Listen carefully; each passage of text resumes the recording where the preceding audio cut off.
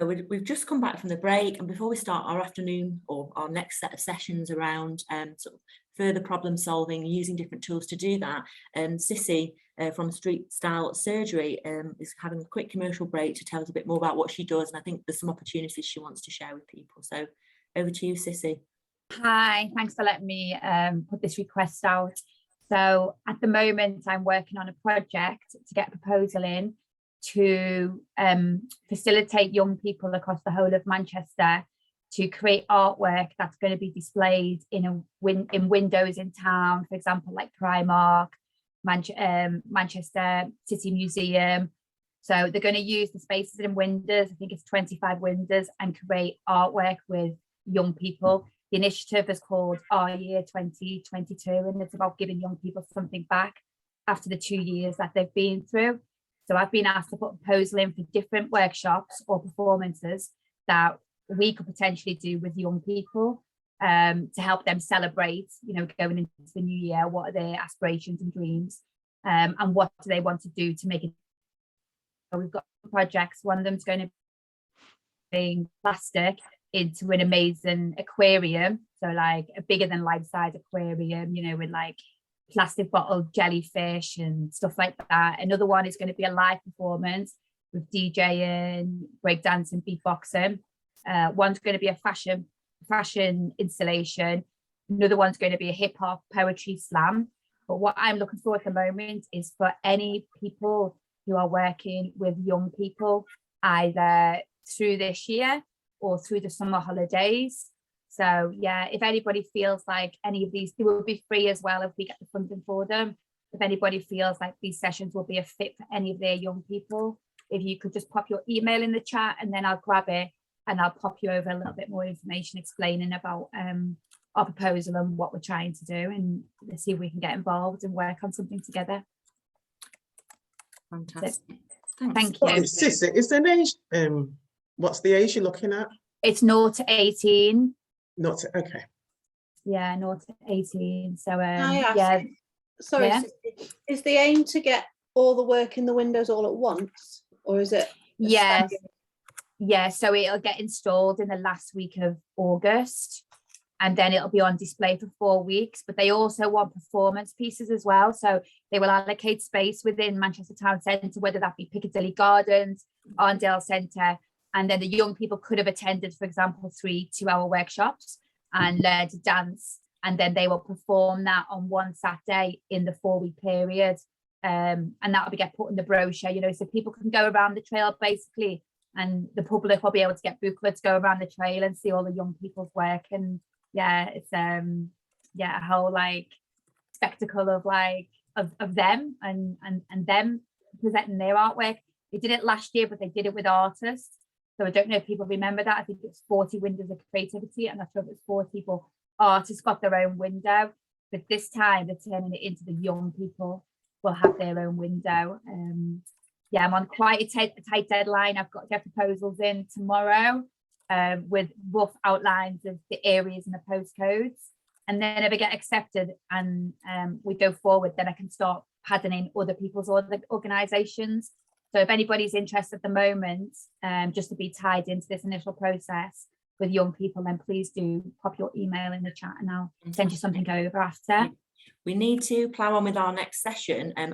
I'd, if possible, I'd ask you to put your questions into Sissy in the chat if they're related to Sissy, and then she can reply to you directly if that's okay.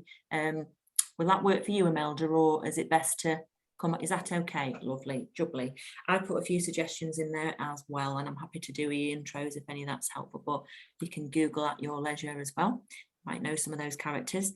So fab. So there's another commercial break, and feel free if you've got more information, Sissy, like you emailed us, if you wanted to paste all that in the chat. I know there was a chunk there, but it does work for people to view and to be able to reply to you and stuff. So fabulous. Great. Well, we'll crack on with the next part of things. Shelley, anything you wanted to add or anything you need before I plough on? No, plough on. Okay, so we've spent the last session having a think about the social issues you're trying to address through the Time to Grow programme to date. we spent a lot of time thinking about you and your needs and where you're at on your journey and what's brought you to this point. But really from here on in, it's all about the venture. But before, again, we get stuck into the mechanics of business and sustainability and income generation and all that lovely stuff, priority is the social need that you're trying to address and who wants it and why. And are you sure that the quality of your ideas and what you're doing are not just off, not just your idea? And because the more you can engage with your audience, be that the social purpose and the community needs that your audience might have, or from a feedback point of view, and really understanding who they are and why they might want what you need, it just strengthens the quality of what you can do. It opens up opportunities that you might not have thought of, and new market opportunities, as well as helping you. We heard in some of the conversations earlier today how people were really trying to sort of, I can use the word granulate, I don't know if that's going to confuse people, but really distill down. There's a topic or a term can be very broad, and when you're doing your mission and your vision, it can sound very broad, but the more you can really pinpoint it down so that you're not being all things to all people, and you work out what's unique and what's niche and what's the real gold that you bring to the table when it's doing what you're doing, then the more easy it is for you to find the right customers, the right allies, the right language to reach out to different people. So that's why we're doing this, and you'll see through the session that's what we're going to look at. And we're going to look at some tools like SWOT analysis tool before we get into business planning and things like that, which are more involved. Looking at the SWOT analysis tool can be really useful on a range of things, and I want us to walk through this problem tree tool. Has anybody used know what the problem tree tool is?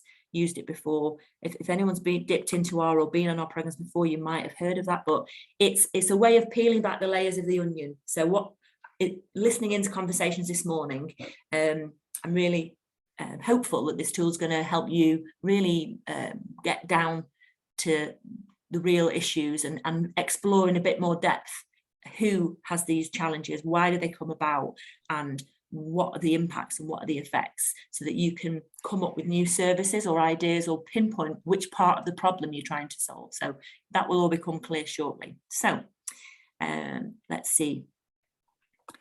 Just try and get my thing to work. Oh, we've done that bit. So quick starter for 10. I guess a number of you might have come across this SWOT analysis tool before. We talked about it previously. What we were going to get you to think about, just in terms of where you're at with either, it might be the whole idea, if you're at idea stage, it might be with a particular job that you're trying to find or do, it might be to do with a particular project that you're trying to get off the ground, just like Sissy's talked about a specific project within her overall business. Wherever your starting point needs to be for this inquiry, for this, we're just going to spend 20 minutes using the tool and seeing where it takes us. We would ask you just perhaps for 5 or 10 minutes individually, and then we'll put you in some breakouts to discuss and share where people are at with their own ideas and what this tool has uncovered for them. We're asking you to have a think for up to 10 minutes. We'll see how long we need with where you're at in the development of your idea right now, or in the development of your venture, in the development of a particular project within the venture, or for those of you that are looking at work needs right now, and your skill set to be able to go for the kinds of roles that you might want to find. We're asking you to, on a bit of paper or however you want to jot this down, look at drawing a little cross in the middle of the page, and so you've got 4 quadrants, a bit like on this slide. And you'll be able to, in one box at the top, we've got strengths, and opposite that weaknesses. And then below you've got opportunities and threats. And it's just a case of giving you some headspace to just think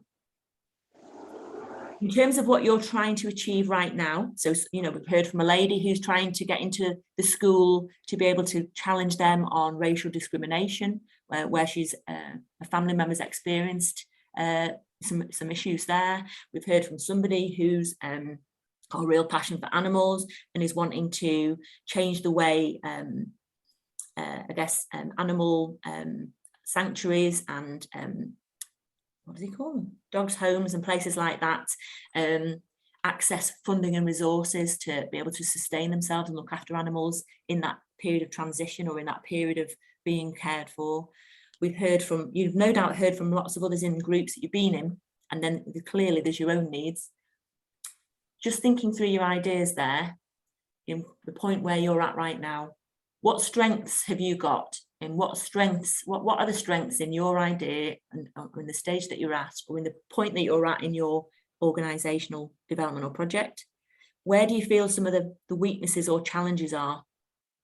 It might be in your skill set, it might be in your networks, it might be in being able to engage people or have the right language to get hold of the right people. It might be time, you know, and what causes that time weakness or, you know, challenge.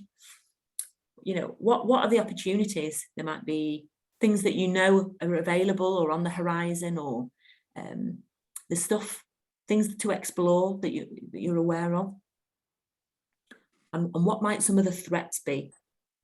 You know, it could be anything from, you know, imposter syndrome and self-sabotage right through to other people that are doing this that are, you know, have already got the resources to run with stuff, and how do you break into certain things? It could be, you know, that you're juggling a lot at once and trying to find the time to get involved in what you're trying to do. It could be that you have, you know, health needs or family care needs, or, you know, we don't like to think of those things as a threat, but, you know, it's a barrier potentially to progress in as quickly as you might, you know, want to. You might have to take one step forward and 2 steps back for a while to move things along. So I've just rambled around the houses there to sort of give some thoughts, but I'm hoping you're busy doodling, and I'll shut up now for at least 3 to 5 minutes. We'll see how you go.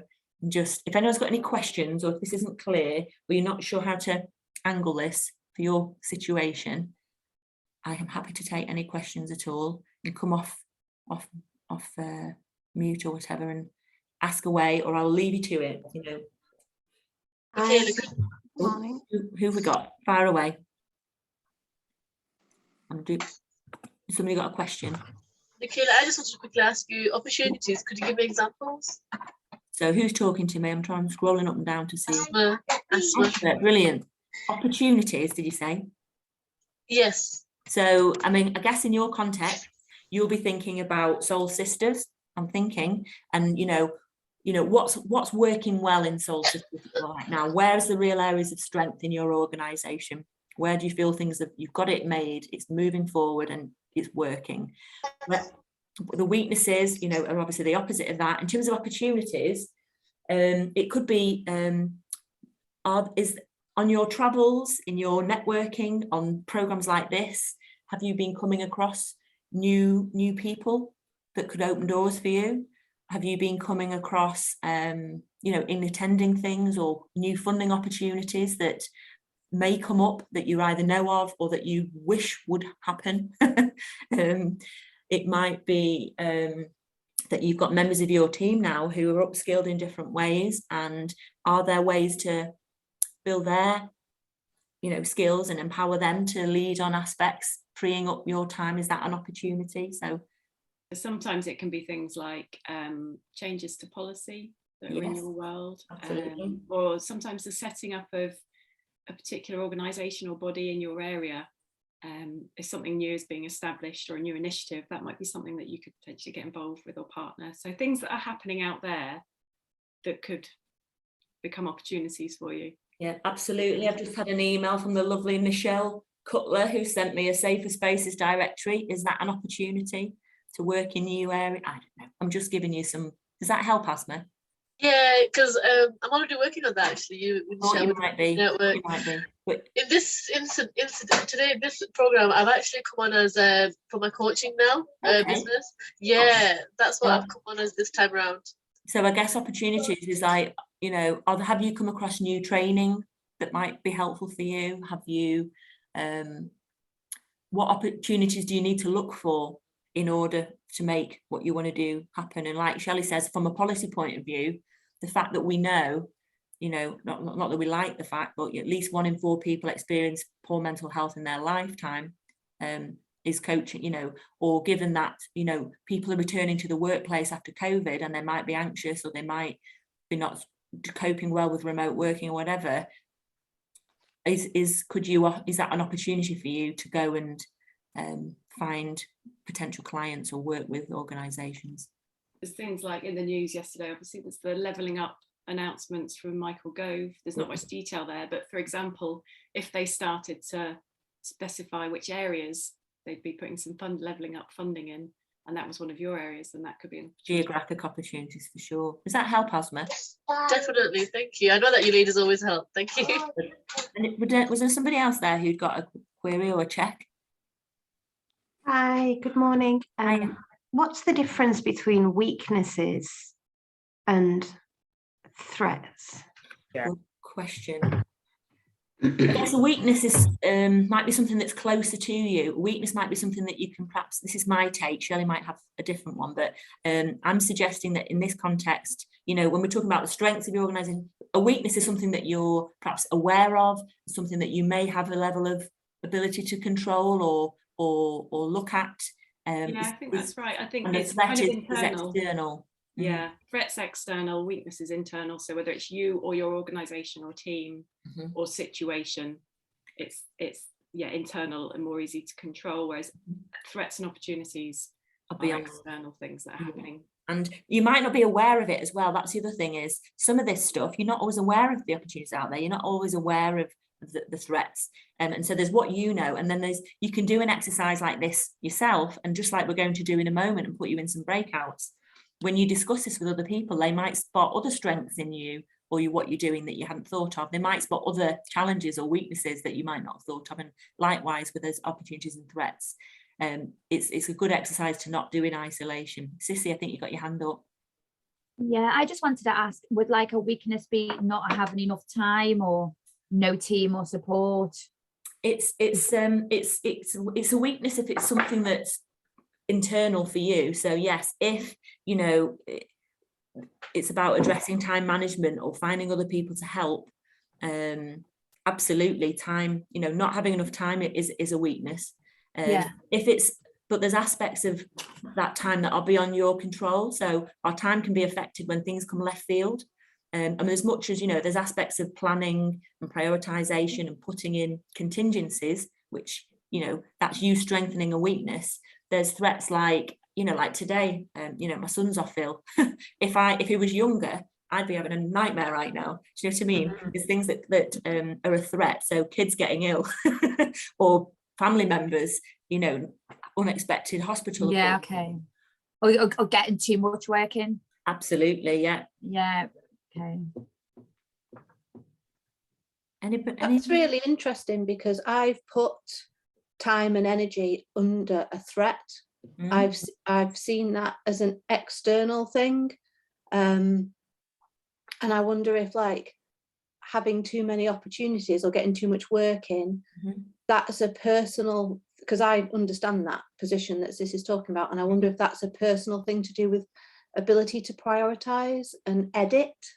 Potentially it's things that you can, like we've said, things that you've got some level of control or observation or ability to react to in direct capacity.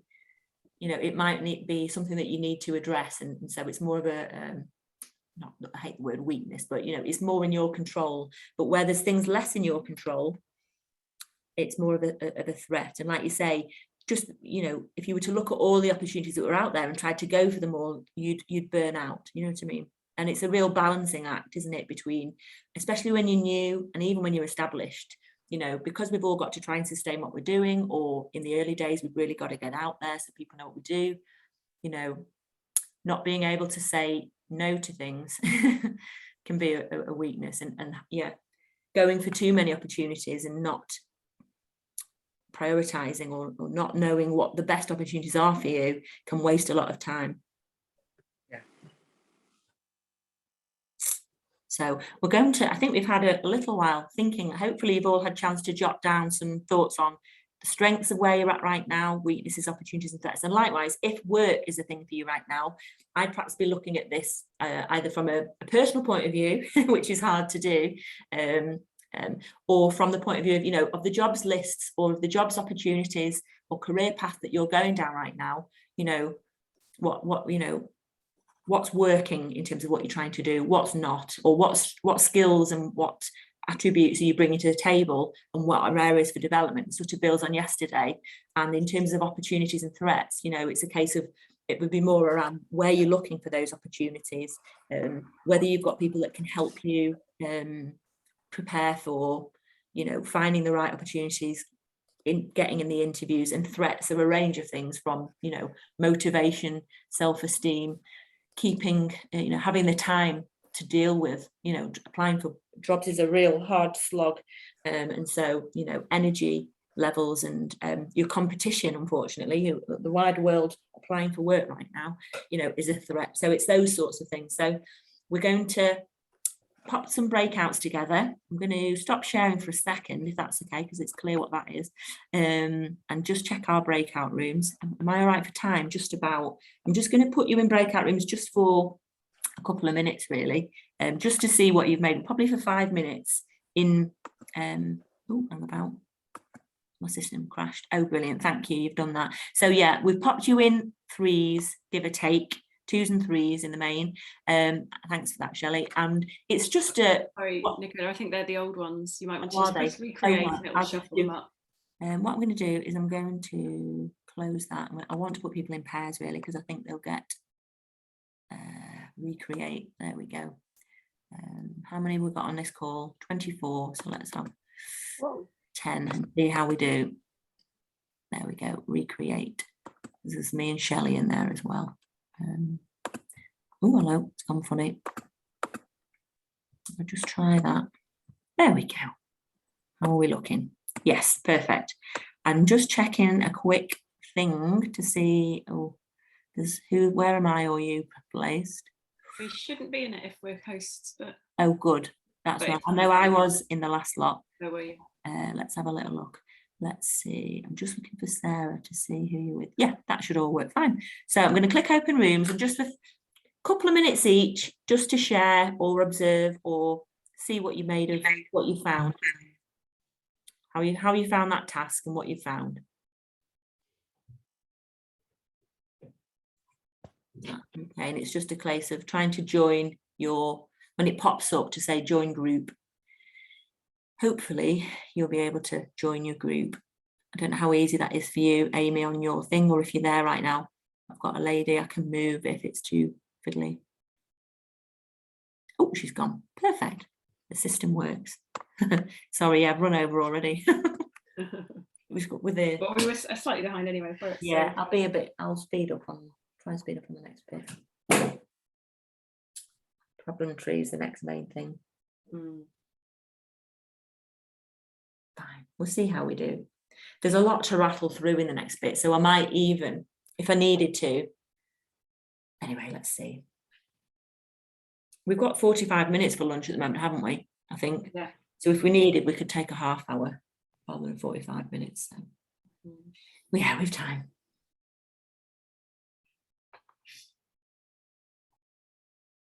Cool. That's me. I forgot Asma was coming from the point of view of What was that? Sorry. I forgot Asma was coming from a personal point of view onto this, not from the Soul Sisters. I forgot. So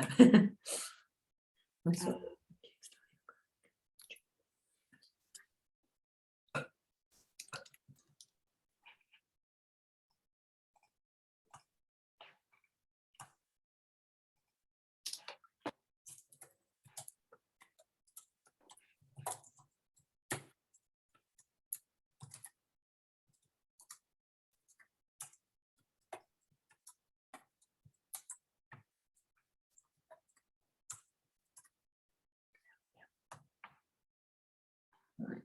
Just going to try and have a quick nosy in Slack at those poll questions. But was it in Slack? It's in Google Drive. Oh, The link's in okay. Slack if you just want to click on that though.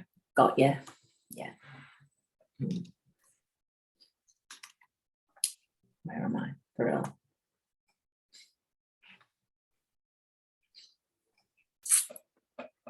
And do you think you might use a Google Doc later? I suppose it's if you've got time to do that while I'm flapping about. Do what, sorry? You know, you mentioned for that 3-2-1 exercise, the Oh, Jamboard. yeah. Yeah, possibly. Yeah, I'm just doing something, but I might try and set that up. Yeah, see. It'd be just good because then we've got it, haven't we? Yeah, and we could add tabs to it each time, you know, each time when we choose to do that. I've got all the 3-2-1s from before. Oh, okay. Well, we can always just photograph them, can't we? And drop them in. Yeah, that's true. Early stage. Cool, let's have a look. I like the twist on repeating question 7. Oh, Aidan's already given a bit of feedback. Good. 1.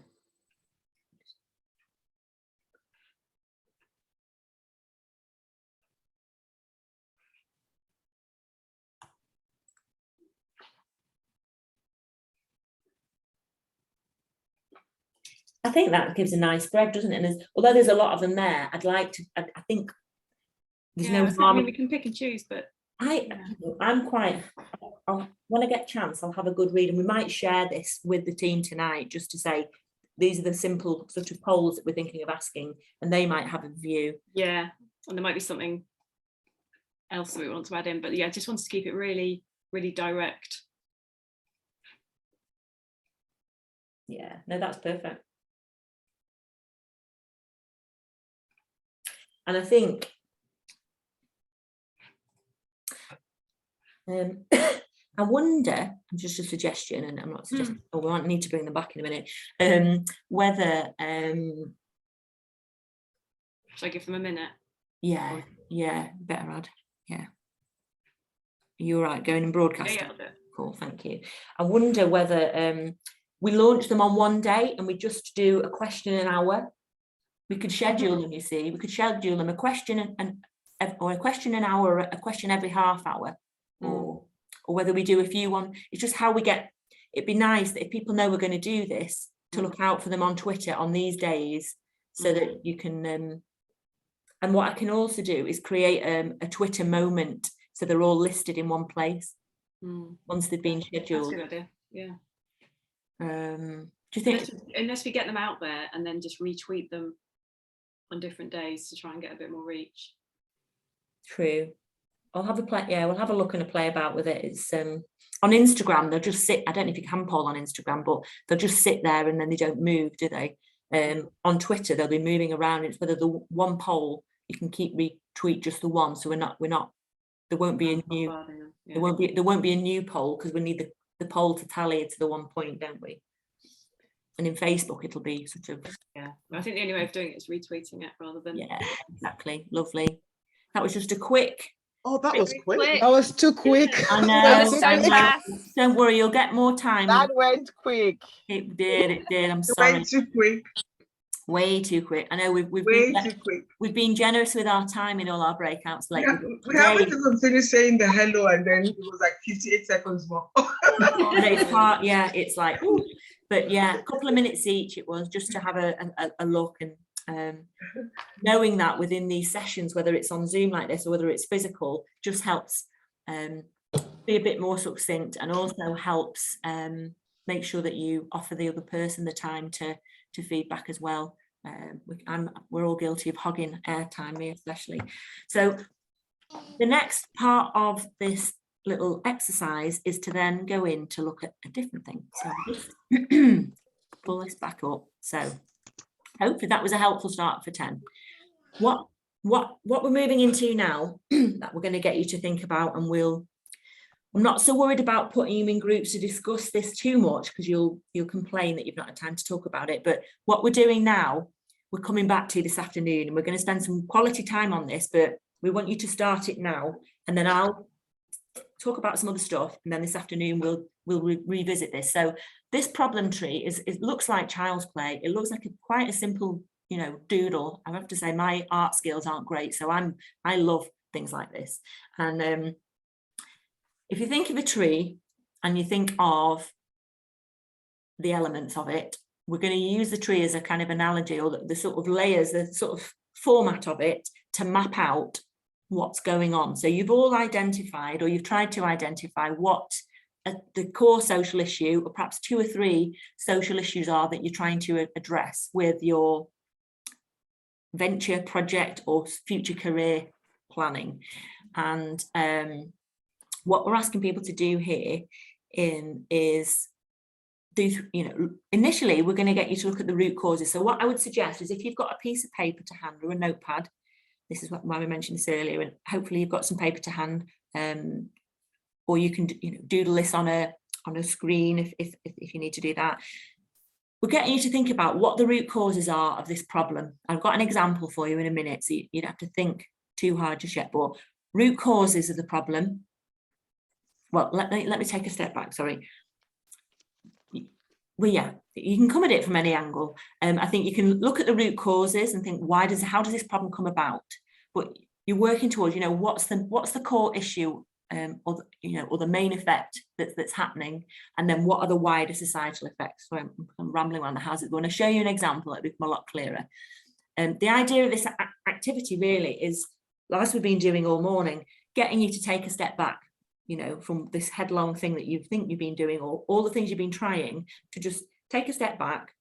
That we're hoping that as a result of this exercise, it will identify different opportunities, and you'll be able to then try and focus on what's achievable and where your skill set and your knowledge and networks are best aligned to tackle this problem. So that's the purpose and what we're going to use. And if I show you an actual example, and so I've taken Flourish as an example.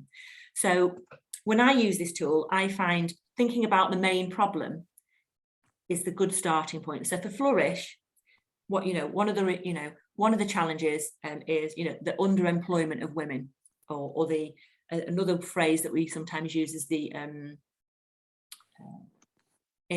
that women don't have the same level of economic independence sometimes.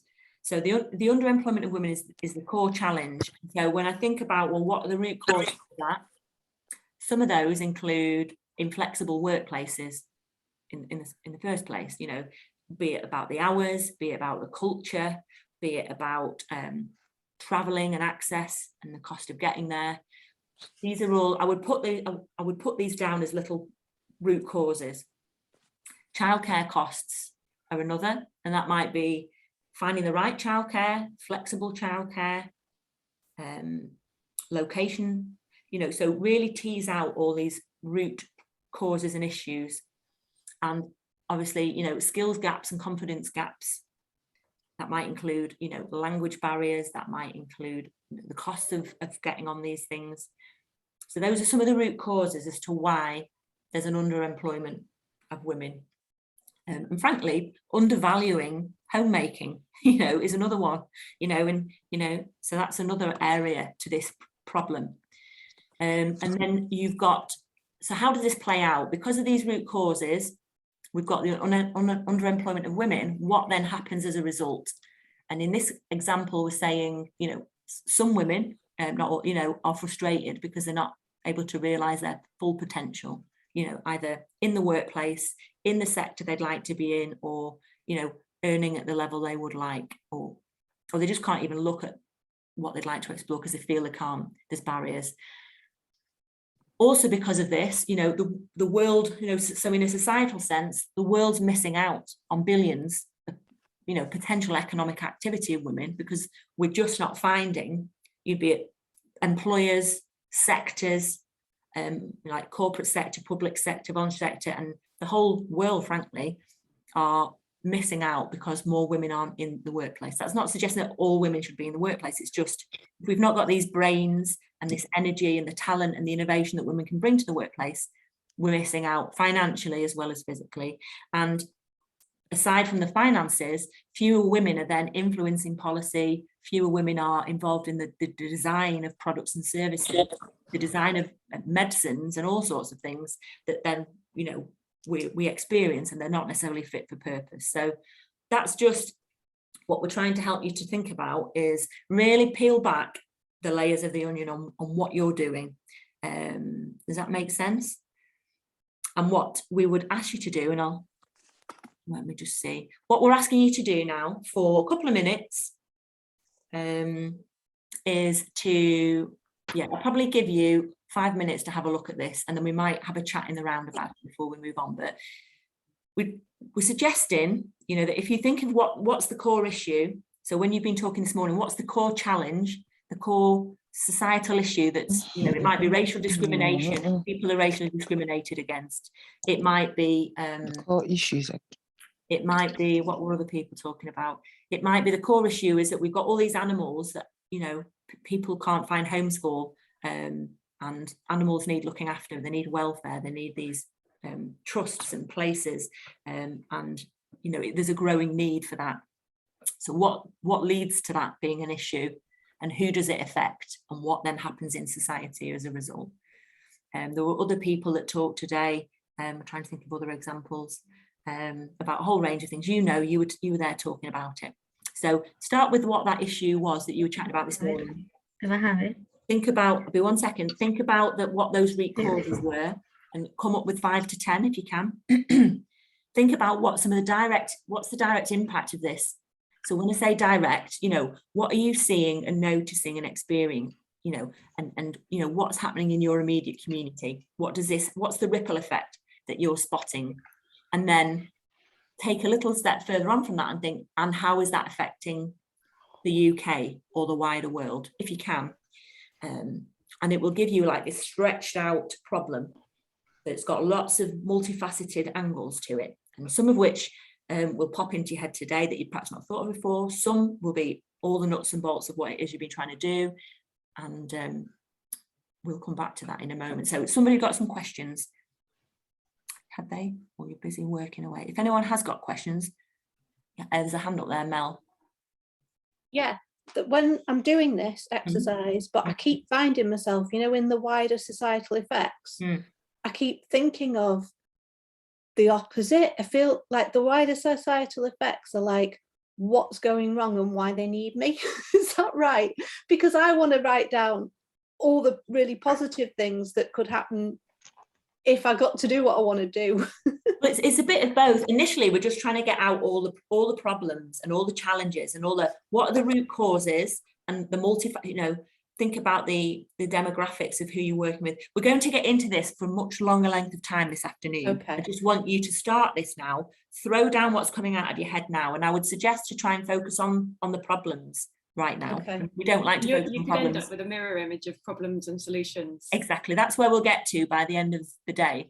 But right now, we're just throwing out there, if you peel back the layers of the onion with this challenge that you're trying to address, what are the root causes, the many root causes that might lead to this? Some of which is your comfort zone, some of which you might not know much about, but it's a cause. The broader, the better. Is it possible, sorry, just for a second, just to see the example? Of course it is. So I can set a screenshot. If you've not done this before, and it is a bit of a weird thing to do, it's just, and we will be, as I say, working on this afternoon. Michaela, the 5 to 10 direct impacts that you can see, experience, or know exist in your community, are they the problems that you... So the root causes is the why. Why is this happening? How is this coming about? Yeah. And then the impacts is specifically, how is this playing out in your community? So what are the root causes and how is this coming about? Okay. And then, so for example, this morning we were talking about racial discrimination, and so inertia and historic challenges and culture. Barriers is one thing. It might be, lack of awareness. People that have had a lack of contact of being with people who are different to them. It might be that there are, key figures in a community who that are the challenge, and actually people that are around that community find out because they've got these figureheads in there who, have racist views. It then affects everybody else. Or likewise in a family situation, children will often adopt the values and the laws and the rules and the makeup of their parents. And so thinking of what are the root causes that lead to some of this thing, schools and teachers and people not having the right training or awareness, so some of the root causes do start to trickle into the ripple effect. So that is a bit of a grey area, if that's what you were getting to, that root causes can sort of then start to trickle into this kind of ripple effect as to how this plays out. But initially we get you to think about what's the immediate ripple effect that's happening around this issue, and then if you can, what's the wider sort of societal sort of view, or what's the wider societal effect? Does that help? Yes, thank you. Okay. Anybody else got anything they were stuck on or wanted to check or query? I'll move that slide back. Sorry, you did ask. Oh, wrong way. I'll just move it back to that example again, just to give a sense. And on this slide, I haven't put the ripple effect in the middle. This afternoon, when we revisit this, I've got more to add to this, but I didn't want to bombard you with a whole bunch of things on a slide. This three at the bottom and 3 at the top was enough. When you see my actual, well, I haven't even put my actual one, but on a different program, with Asma, who comes on our Ellie program, will have seen this slide of ours where it's got oodles and oodles of bullets on it. Yeah. It's good. I like it. But as a starter for 10, just to think about this as a way of teasing out and checking, you know, where you think you're at with what you know about the problem that you're trying to address in terms of the causes, how it's playing out, and then the wider effects of this stuff in your vision and in the kind of wider national or societal sort of picture. It's a good way for you to then, this afternoon when we come back to it, look at helping you pinpoint where you're best aligned to be, what you know, what your networks know, who else is doing this stuff. We're going to look at all of this afternoon and help really drill down to, if you're going to spend your time and energy focusing on this challenge, where is the real need right now? You know, where are you best suited to fulfill that need? And are the products and services and ideas that you've got on, you know, the right solutions for what you're trying to do? And they might well be, but even if they are, you'll have all of this backstory and all of this wider language to describe why you were the right person in the right place, in the right part of the problem to address what you're doing. Or actually, you might think, do you know what?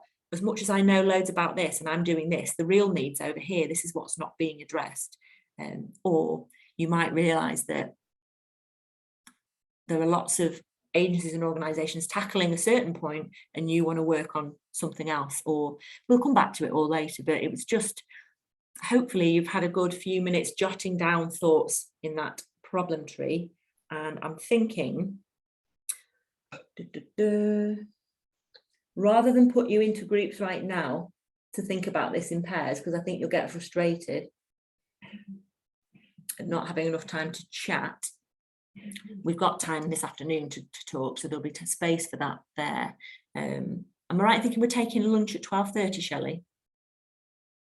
I think so, yeah, cool. So now that you've had a chance to just throw a few thoughts down there, and hopefully everyone's had a chance to at least doodle some bits and bobs out, and we're around over lunch if you wanted to just check something with us or talk something through before this afternoon. Happy to just go over bits and pieces with people if this has been a hard task or a bit confusing, or are you along the right lines with what you're thinking. Happy to look at that, but hopefully you've, from those challenges that you're trying to address and those root causes that you've now started to map out, and then the effects that are happening, and spotting and mapping all of this down. We're going to park that till this afternoon, and I've just got a whistle stop things to think about before lunch, because hopefully that what we're about to talk about now, which is really looking at, you know, who's involved in all of this, and I want to share a few stories with you to help tease out your thinking, hopefully, so that when we come back to this afternoon, it'll add value to the thinking and the conversations that you do. Before I move on, has anybody got any questions or anything burning that they wanted to check or say, or just check the chat? I think we're all right. Okie doke, great, lovely. Well, let's move along. So what I then, you know, part of this exercise that where we've been getting you to talk to each other this morning and reflect on what you're trying to do, have somebody question you about it, and have somebody observe what's being said and offer thoughts, you know, from what they've observed. When you're starting out, and even when you're growing a venture, and particularly if you're looking at diversifying into new ways or doing new things, we can all get in a muddle about what it is we're trying to do. And so when I talk about this, I talk about sort of getting in a tangle. And so I'm just going to sort of highlight why this might come about, and I hope my squiggle here will help. So often if we're new to what we're doing, or if we're entering a new marketplace, or we're trying to take something out there to the wider world, it might be to your community, it might be to a funder, it might be to somebody who might commission or buy your service. Often what you're trying to do is offer a thingamajig to what's the name, you know, is my analogy of this.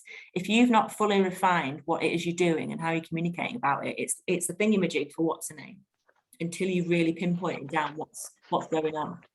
And so it can take a while to fathom this out, and what you're calling what you're doing now might change in 6 months, a year, 3 years, because you refine how you describe what you're doing based on a few things. So the reason this sort of stuff comes about, people get in a tangle, sometimes it comes down to money, and not quite knowing, you know, that your thingamajig might be, you know, a free service or pro bono service, or, you know, whilst you don't know how to charge for it, you might be calling it one thing or treating it one way.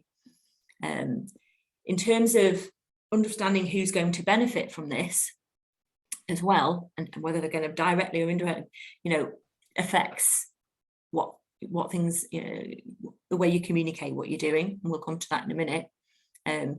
People getting very passionate about their cause, and you're just going headlong on what they think is right, or their own personal experience or lived experience can sometimes it can help and it can hinder the development or the expansion or the way you engage with potential customers, beneficiaries and stakeholders, and, you know, not quite necessarily understanding what kind of impact you're trying to have, an unexpected impact as well. So this can all affect what's going on. And the big thing is often understanding who's who, you know, so who's got the money anyway to buy this stuff. If you've had a great idea, or you've got lived experience and you think you can do a better job of whatever it is, you can't always necessarily see where the money's going to come from to pay for this thing. So, and particularly if you're working in a community that might face hardship or not have the money to pay for it, or you're working with young people and they might not be the direct purchaser, you know, understanding where the money's going to come from affects all of this.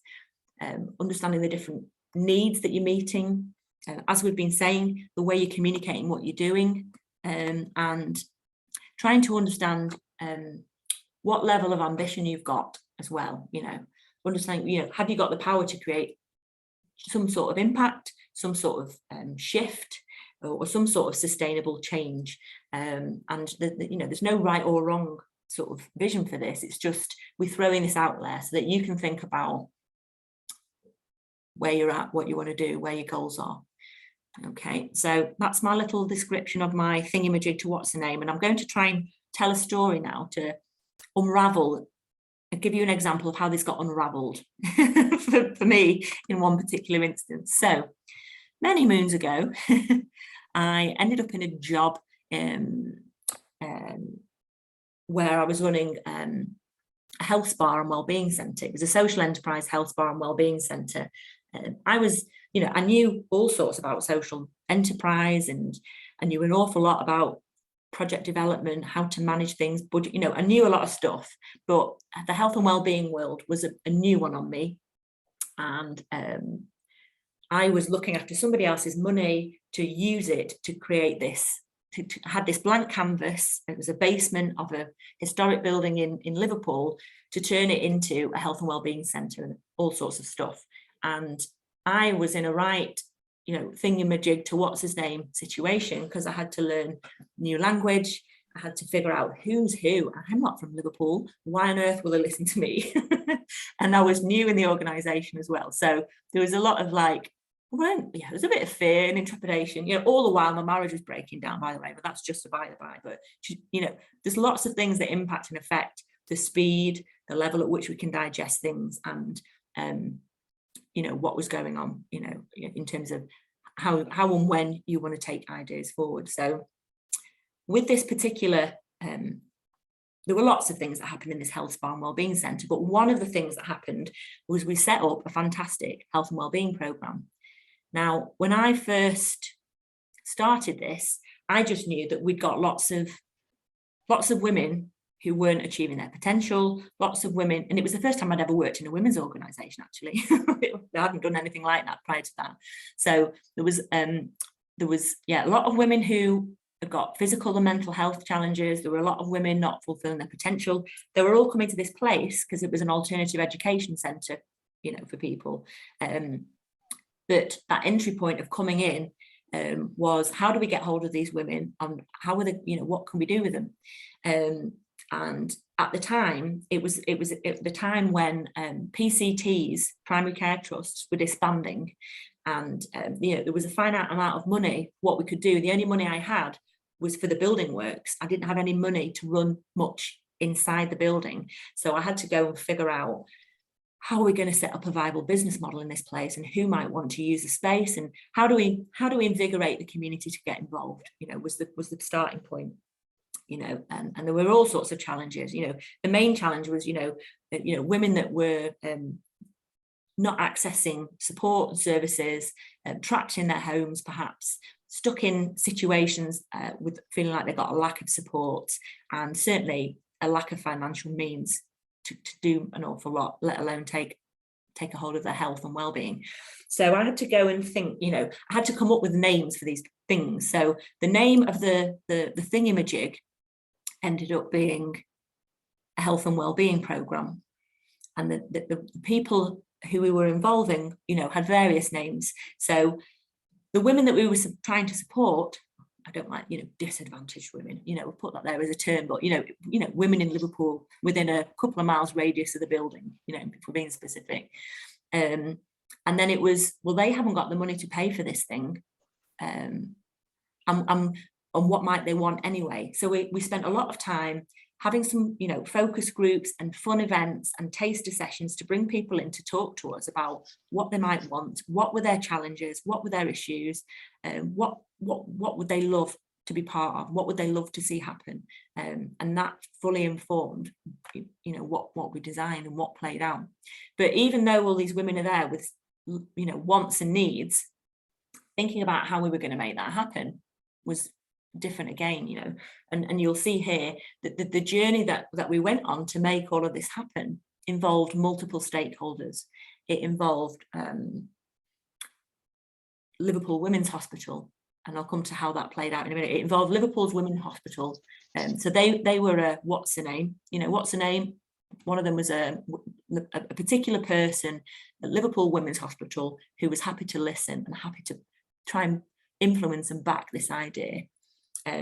Another organisation was the Adult Education Centre itself. So the Adult Education Centre had the means to find money, apply for money, leverage in money, slice us into the budgets they'd already got to deliver things if we could convince them that we had enough women that might come on a programme who had a clear picture of what they wanted, and we could design what was going to be delivered. So the local college were another what's the name, and there were a what's the name with money, who were in, you know, money to spend. Other what's the names, you know, it's like, how do we find these people and how do we get them in? Other what's the names were local GPs. So local GPs were seeing all these women here and there when they got physical health issues that had presented themselves as a result of other stresses, whether they'd got, you know, things that were going on that needed particular kinds of medication, depression, anxiety, whatever, or the kids presenting with things, you know, that the women were there and they knew that they needed support, but, you know, they could only prescribe perhaps a medical model or smoking cessation or whatever it might be. And actually a health and wellbeing programme that was run in a holistic way could really help the GPs. So they were open to listening, and we had to go and track a few down, but usually through friends, family, contacts and whoever, and whoever's local, there's a way of getting in there to talk to them. And then the other thing that came a bit left field, when we started talking about what we were doing and sharing ideas about what we were planning, you know, Bernardo's was around the corner.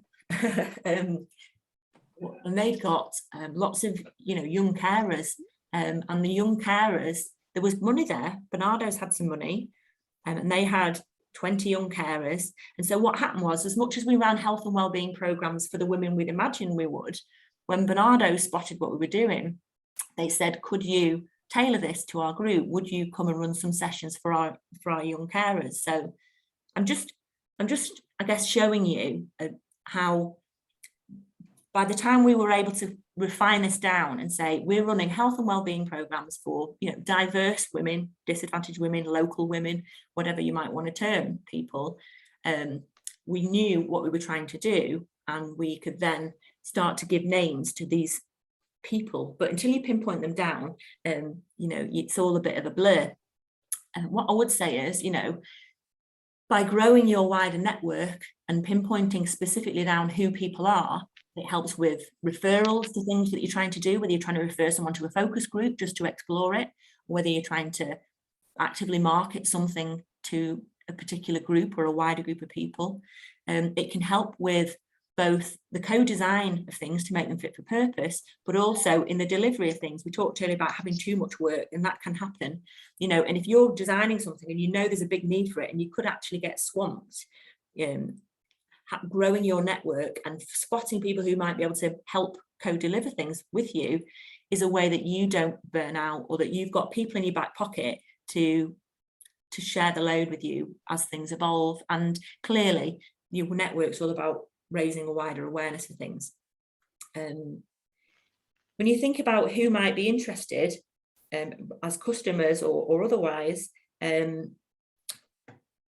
it's really worth thinking about the broad range of budget holders or the broad range of access to money. So just quickly, in this example, sometimes people have got, I don't mean this, but pound signs on their head. You know they have money, you can see it's there because they're spending it. They're either spending it as a customer with you or elsewhere, or they're spending it as a service commissioner and they're commissioning services already.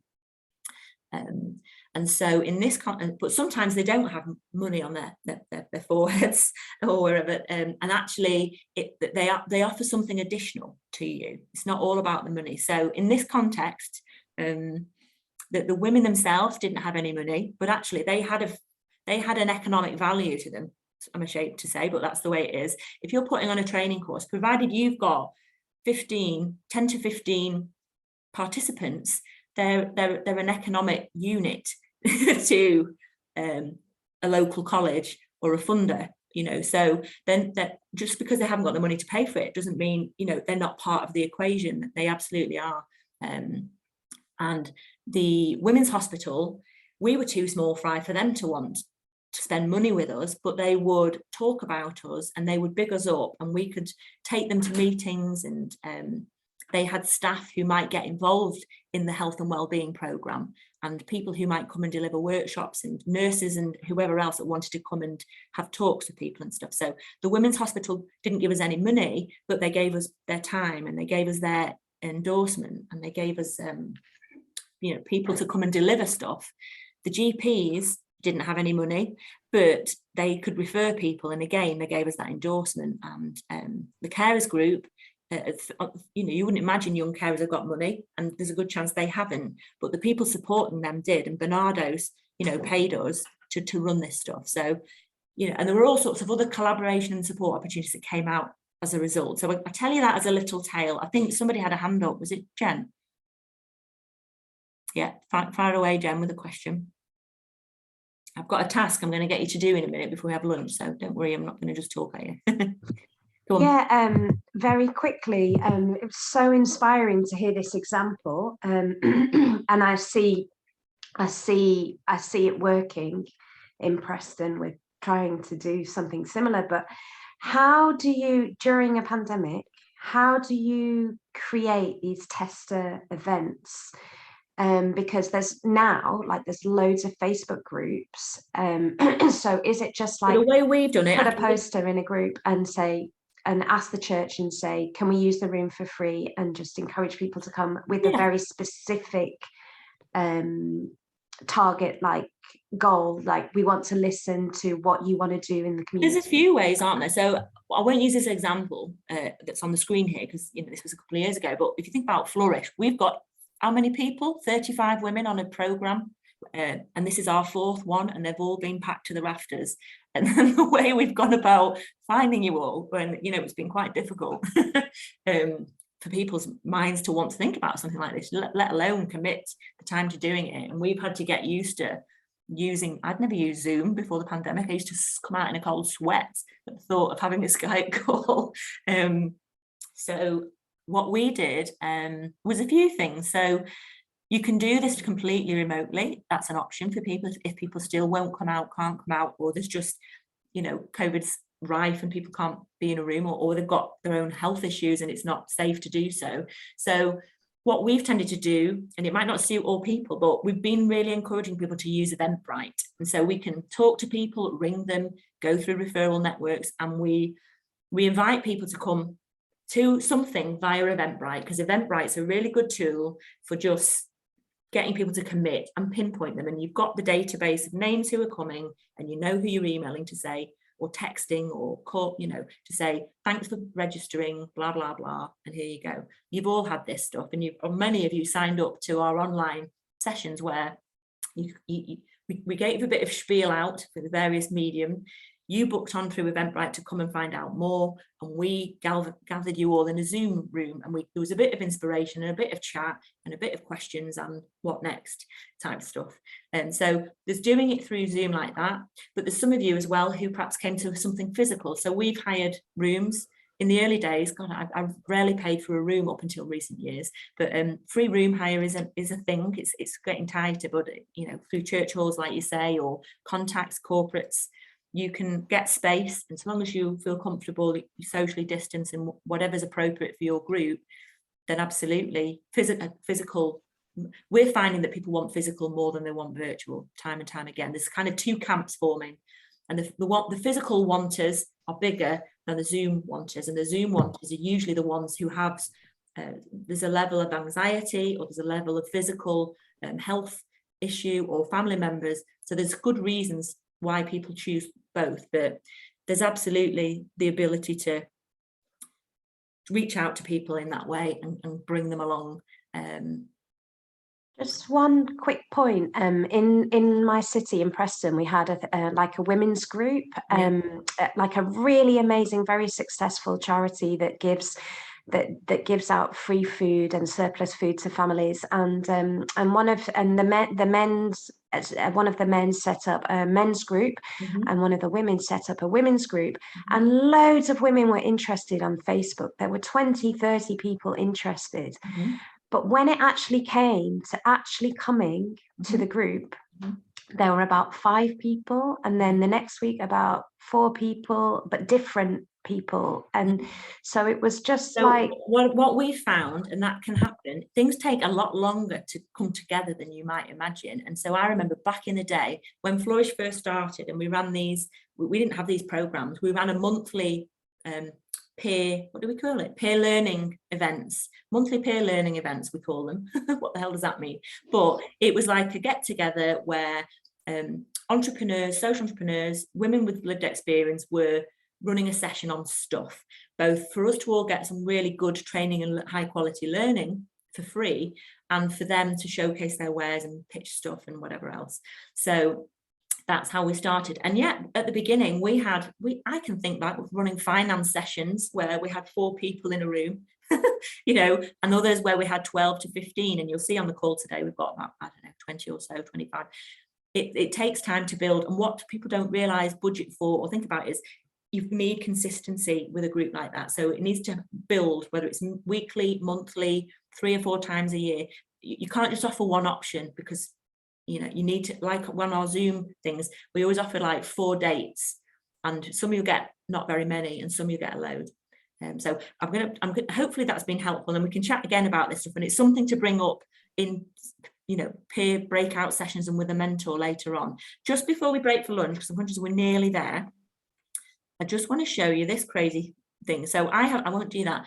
I use this tool all the time, and you'll see there's a repeating theme. As much as I get really overcomplicated with my head and throwing all sorts of stuff out, usually the tool that I'm trying to start with, or the tool that I use, tends to be quite simple, just to get stuff out. So that problem tree is quite simple, but then a lot can come out of that. Same goes with this. So I would suggest on your bit of paper, if you can doodle out 3 circles, this is something you can carry on doing over lunch. Yes, you will absolutely get all these slides. And what I would say is, I might ask a friend or do it myself. I might change a few of these slides. One of the reasons I didn't give you these is because if you try to print this out, look at all that grey ink you've got to print, and actually drawing out 3 circles, call me tight, but you know, drawing out 3 circles and writing the stuff down is one way to get to that. But yes, you will get all the slides and you can do what you like with them. And if you want them in PowerPoint, you can put your own fancy boxes on and mess around with them, do what you like. Basically, this little tool is a way that you start to unpack your head. So what you will find, I'm just going to jump back to that funny swirly picture. So here, the thing that I've not talked about hugely yet is customers, beneficiaries and stakeholders. And this little diagram that we refer back to, that hopefully you remember, we've got the women are the beneficiaries. The women are benefiting from this health and wellbeing programme, but they haven't got the money necessarily to pay for it. You know, on a different programme, on a different day, with a different group, targeting a different segment of people, you know, they might be customers, but in this case, they were just beneficiaries.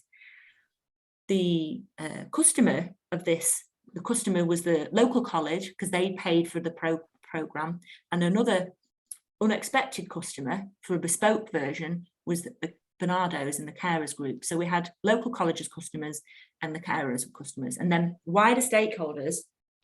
There's direct and indirect. We'll talk about all this another day when we look at social value, but just in thinking, when you start to think about who's got this problem and what's the effect and why does it matter, and you know, who's interested, thinking about customers and beneficiaries in slightly different ways, and thinking about the wider people that might be interested. So stakeholders, anybody who's got a vested interest in seeing your venture succeed, or actually in some cases see your venture fail, but hopefully see you venture succeed. So in this case, the Women's Hospital and the GPs were wider stakeholders. They valued what we were going to be doing, and they wanted to talk about it, and they wanted to promote it, and they wanted to refer people to it. So that's just in a nutshell, customers, beneficiaries and stakeholders. And there's a lot more to talk about on all this, and you'll notice this language come up again in like the income generation sessions and stuff. So what I'm just going to show you, and then I'll ask you to kind of spend a couple of minutes doing, and then we'll take lunch, is when you've got these doodled circles, I'm asking you to think about your customers, beneficiaries and stakeholders. So right now you might just have a community group or a bunch of animals. I mean physical, not metaphorical, because I know some of you are interested in animals. You might have local faith leaders, you might have local people running training and learn, I don't know, you'll know who you've got hold of right now. And we're not going to categorize them at the minute, but the way we are going to categorize them is here. So I'll just walk you through the example, and then you could be starting your own version now, don't wait for me. But I'm suggesting that, and it sounds a bit clinical, but it helps you stop wasting time talking to the wrong people. It helps you realize where the money flows, and it helps you get your language straight for the different audiences. So that's why we're doing this. There are people who need your service. So diverse women of Liverpool needed this service. They told us they did. They helped shape it. They gave us the heart and soul as to kind of what to do with it. There were Blackburn House was the college alternative education centre. Their wider students, people we'd not targeted, potentially needed this, whether they'd come to the college yet or whether they hadn't. They were a beneficiary group, and they benefited from all sorts of health and wellbeing spin out stuff that happened as a result. And the carers groups obviously needed this stuff. And you'll see, I won't read through them all because they're quite straightforward, but what you'll find is I've mapped them on these circles based on whether they needed this, whether they'd got the budget or the money to pay for it, or whether or not they had power, some sort of power and influence. And hopefully that makes sense in terms of what I'm saying. So in this case, the women and the students and they needed it, but they didn't have the money. The carers groups are pushed up into kind of overlap between money and budget because there was money attached to that carers group. So they both needed it and there was some money to pay for it. The people that actually had the money to pay for this were Barnardo's, the Education Authority. I put PCT there. I mean, they disbanded, they were on their way out, but they paid us, you know, they paid us to do some research. And that's what you lot will probably not realise yet. And some of you will, and some of you won't. There is money out there to pay for the feasibility work and the research that you might want to do. You've just got to find the right people and have the right language to convince them they need to commission you to consult with your community or to do certain things that, you know, with the right ethics and in the right way, feeds into policy and service design and all sorts. So it feeds into your own, but it will feed into theirs. I'll come to hands up in a sec. And then on the flip side of this, I've got this power and influence thing. Now, power and influence doesn't necessarily mean that all powerful, all being, as you'll come to see. So for me, I've got the GPs have got power and influence, you know, they're reputable, recognised pillars of the community in theory, and they have a need and they'd move around. If they've got budget, they get moved a bit nearer the money, but if they haven't, they sit across the need and the power and influence realm. Actually, the students, family members that have power and influence, you know, if you start mapping out who knows who and who can influence who and who's got a little bit of leverage that you haven't realised or who's got what connections, people who you wouldn't expected could sit in that power and influence box because they can open a door for you, or they know somebody in the local press, or they know somebody that sits on some board or other. So the Women's Hospital clearly have power and influence. They do have money, but they didn't have money for us. So they're sitting in the power and influence box. And Blackburn House's board, and basically that's how one of the connections came. So the college that I was, you know, we were setting this thing up in, one of them, the chair of the place, I think she's still the chair now, Liz Cross, was also a non-exec board director of Liverpool Women's Hospital, and that's how that all came about. So, and just lay that out as an exercise and a story to finish off that story as a way of thinking about who, in your context, I'm going to move that now so it doesn't, you know, in your context, who's got a need for what you're offering? Who's got, and you may not know, and you may not be able to fill these circles. And if you're looking for a role right now, rather than setting up a project or a venture, this task is kind of less aimed at you. But if you're setting something up, or you're running it, or you've been running it for a long while, map this all down on who are you spending your time with, and are you spending enough time with everybody, you know, the right people. You know, it's easy to spend time with people who've got a need. It's less easy to spend time or find the right language or push yourself out of your comfort zone to talk to the people with money and the people with power and influence. So once you know who these people are, and you might not yet, and you might need your peers here, or you might need a mentor or coach to help you work this one through, people in your community to help work this one through, but it's quite an accessible tool to help you muddle through who are your customers, beneficiaries and stakeholders, and what role are they playing in supporting you to make this all happen. So I think Mel's got a hand up, and I'm conscious if you're starving and you just need to take a break, don't feel beholden here, but hopefully this is it's a useful, accessible task. And if you've got any questions or anything's not quite clear, you want to just check something, fire away. So Mel, I'll come to you first. Thanks. As you're talking, I'm filling in one of our previous projects, and I'm finding that people are very slippery around these circles, right. Which I know you're going to say to me, yeah, you know, it's not an exact science, and people are very, very slippery. Is that slippery good or slippery bad? No, I mean, what I'm saying is, I think part of the problem is my mind. I've got the kind of mind that sees, you know, some of my funders, I see, well, they also have a need. I end up with lots of people in that triangle that you've blocked out. Well, that's a good thing, provided that's genuine, providing you're aiming for that that is your sweet spot. I hate that term, but that's where you focus your time and energy. If your time is tight, or you've not got, you've got to create some focus, you're focusing on that orange triangle because it's the sweet spot. The chances of you having people that are in that sweet spot is rare. And I'm talking about consistency here. If they've constantly got need, constantly got power and influence, and constantly got money and budget, they're sitting in that triangle. And if they're not, like you'll have found, they're kind of moving in and out depending on what's waxing and waning. Right, that really helps, because I was uncertain about this triangle. Sorry. No, it's okay. The other thing that I've been doing that I found quite useful is, for example, under power and influence, because I'm looking at one specific project we did. So I'm putting people on the outside of that circle that I expected to have power and influence and maybe be interested in coming on board, and then we didn't harness them, but we couldn't lasso them to being interested in doing what we thought they might be interested in doing. So that's quite useful for me, looking at local communities. It's a good tip for anyone who else might want to. They're not in the circle yet, but they're on the horizon, or there's someone to go back to, or there's someone to leave well alone.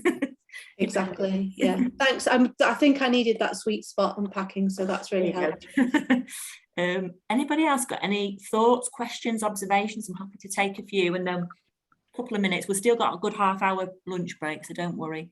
Donna, you've got your hand waving, and I'm going to come off here so I can see you, if that's all right, because it is hard to see everybody. There we are. Yeah. I'm just a little confused. The triangle in the middle? Yes.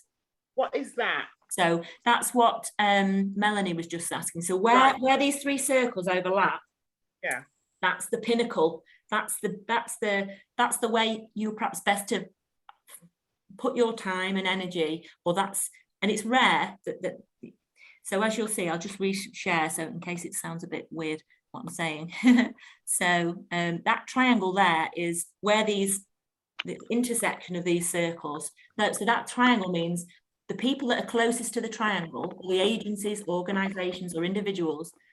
And I would always say, wherever possible, don't just go the Dogs Trust or Liverpool Women's Hospital or whatever. I know I put names. These are named characters that you can pick up a phone to, or you can email, or you can get hold of. And you might just have to put a title or a space. But the more you've got contacts and names, the easier you can navigate and get hold of people. So basically, with this triangle in the middle, it's where everything aligns. So, for example, I'll just go back up. Nico, I wanted to ask you a question. I wanted to say with what Donna was asking as well, just as a follow-up, or an added question to that. So what was your sweet spot? So which organizations went into that triangle? Well, none of them, you'll see. I'm a bit of a cynic, and I haven't, I like perfection, although I don't seem like it. But basically, for me, in this case, none of them were all in the middle. The Bernardos. I tell you who I haven't got there is the what they're called. The person that should be in the middle, it isn't labelled on there, is the local college. So the college that we were working within should be named on here, and I've missed them off. But they are the closest to bullseye because they needed this and they liked and understood us. They had some budget and they also had power and influence. So in that instance, they were the one. But for lots of other things we were doing, they weren't. So you perhaps repeat this exercise project to project or year to year, depending on who's changing and how the landscape shifts. You'll see the carers groups and Bernardos were close to that sweet spot. The GPs, they're close, but what let them down was they hadn't got the money. If they turned up and like now, even now it's hard to get money out of GPs directly. Social prescribing is as close as you'd sort of get from this, but it's still a minefield to get into that.